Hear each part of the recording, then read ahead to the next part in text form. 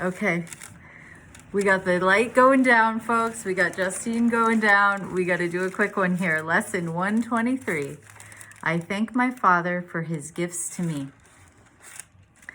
So today was all about being thankful.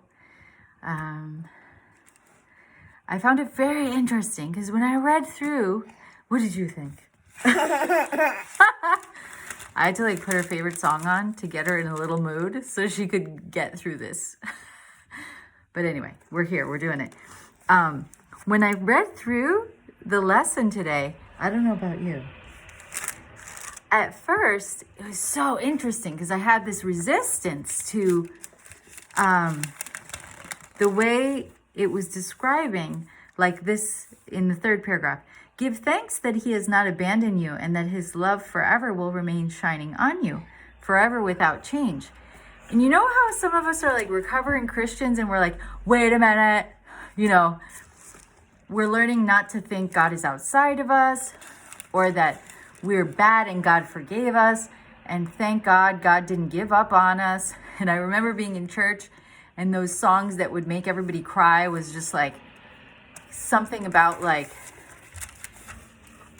basically we're so unworthy of God's love, but he gave it to us anyway. So my first reading this, I was like, holy, I'm having a little reaction well, wait a minute, we're not outside of God. But then, when I did the actual practice period, which says, receive his thanks and offer yours to him for 15 minutes twice today. And I did the morning with my girl.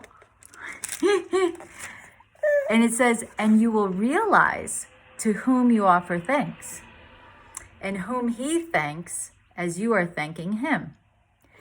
And all I can say is for me, as I got still, receiving and giving thanks was just so peaceful. And it was so not hard to describe. It felt like the oneness. It felt like as I dropped into myself to give thanks to my Creator, all I could really find was just the peace, the energetic peace, the stillness, the oneness, and the beauty of that. And there was no him and there was no me. It was just the energy. It was just this beautiful energy.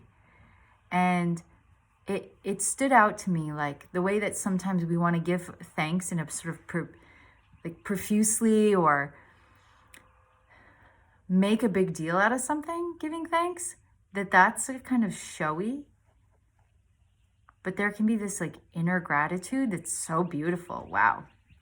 And I thought of my husband's culture where in your family, you wouldn't necessarily say thank you for cooking something, or there's just an inherent giving and receiving, and you don't have to say thank you. It almost becomes that the person saying thank you is trying to be the saint, the good one. So these were some of my reflections, was wow, this giving and receiving felt so subtle. And the subtlety felt magical. And so I didn't feel that sense of hierarchy with God, that I was wait a minute, God's not outside of me.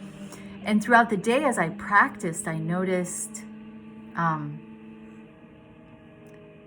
noticed just the subtlety, but what I did feel, that the text described, basically, shout to the rooftops, be glad. To me, it was just being so grateful for God's law and being grateful that I am one with God and that peace is available to me at every moment. Just like we might be grateful that we have food right now. We might be grateful that we have all the belongings we need. That we have the peace that we desire above all else, that it's just always available, it's always an option. Yes, that is something to be grateful for. So I am going to end now because Justine is actually almost biting me. But in truth, our lighting is terrible and she's sleepy. So we're going to go to bed. Oh, my sweet girl. Do you want to see her light up a second? Don't say your words yet.